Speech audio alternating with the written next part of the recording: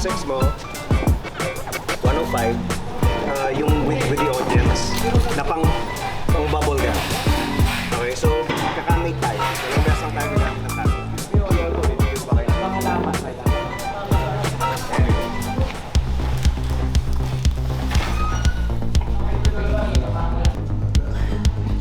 Parang may kaga.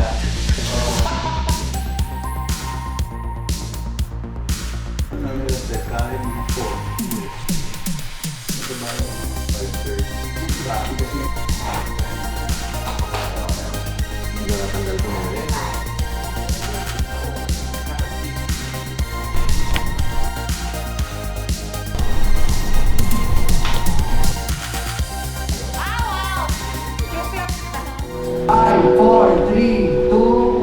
You've been waiting years to be loved para sa isang kape.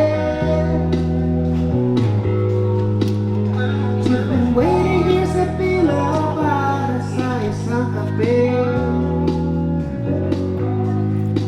Ba't ang tiyaga ninyo sa pila, di ba mahal na ang kape? Ang hirap lang hindi siya nakikinig. Di ba wala na kayong pera, eh ba't ka pa bumibili? You've been waiting years to be loved para sa isang kape. Ano yung purita? Purita ka pero pinipilit mo pa rin yung makisabay na makapagkape sa mga coffee shop kahit na wala ka nang makain, yung ganyan. Yun talaga, I think maraming nakaka-relate talaga doon. Yung tipo, alam mo yung masabi lang na, wow, I'm having coffee here. Pero sa totoo lang, wala kang pangsaing, wala kang pang-ulam. Iba kasi yung dating kasi pag nagkakape ka talaga sa mga coffee shop eh. Parang, anong tawag doon? Parang, there's a level of, basta yung ganung level. Ang mga words na hindi ko makakalimutan dun sa parody ni Kuya Bitoy ay ang ba't ang tiyaga nyo dyan sa pila? Di ba mahal na ang kape? So para sa akin, tama nga naman. Talagang tayong mga tao ay talagang pumipila tayo ng ilang oras or kahit ilang minuto ang hintayin natin. Makabili lang tayo ng kape. Pero, di ba, mahal na yung kape pero andyan pa rin tayo, pumipila pa rin tayo. Bakit? Bakit? Yun lang. Ba't ang tiyaga nyo dyan sa pila, di ba mahal na ang kape? Ito sa mga mahilig sa kape. Ako personally, nakaka-relate ako kasi minsan tayong mga noipi hanggang ngayon kahit ano tayo broke, kailangan pa rin natin ng kape. Alam natin yung mga kape ngayon sa mga coffee shop, di ganun kamura, mahal din talaga eh. So ako personally, nakaka-relate ako. Lalo na pag work, kailangan ko ng kape. Kahit minsan late na ako na Kuya Beto, kailangan ko pa rin dumaan ng kape. Yun lang naman, share ko lang. Bakit ang tiyaga mo sa pila, di ba mahal yung kape?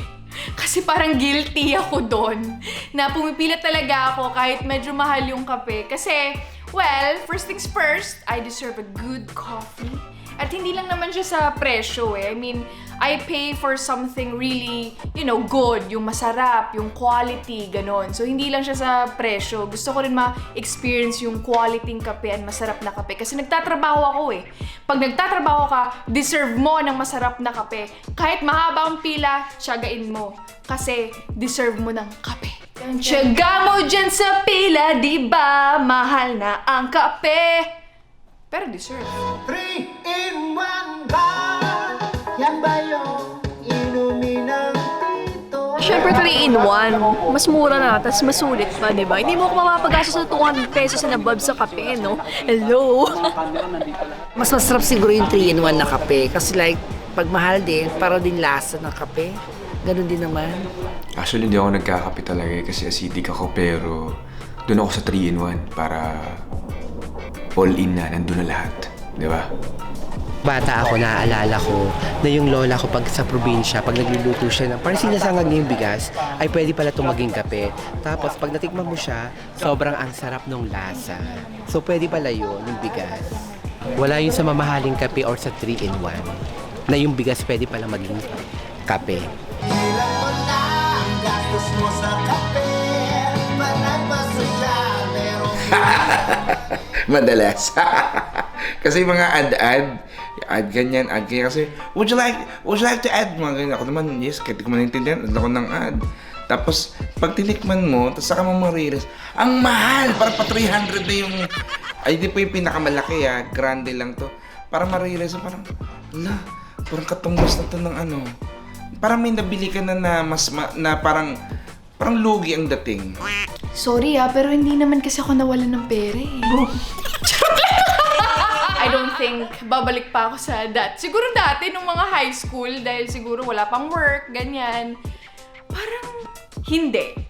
Hindi ako nagbumili ng mahal na kape. Nung time na hindi pa ako nag-work, nung wala pa akong money, extra money, puro baon pa lang. Nung baon pa lang ang meron ako, hindi ako bumili ng overpriced na kape kasi mawawise ako sa pera. Ito guys may additional ako. Di ba sinabi ko kanina, pag nagtatrabaho ka, if you're really working hard, deserve mo ng kape. Pero pag tambay ka at wala kang ginagawa sa bahay mo, no, hindi mo deserve magkape. Yun lang. Work hard for your coffee, bro!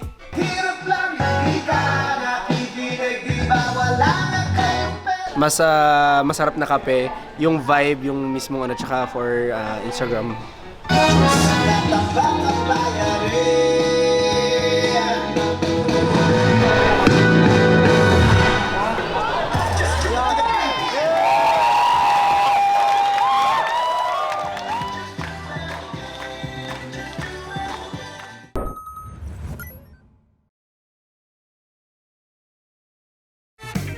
I want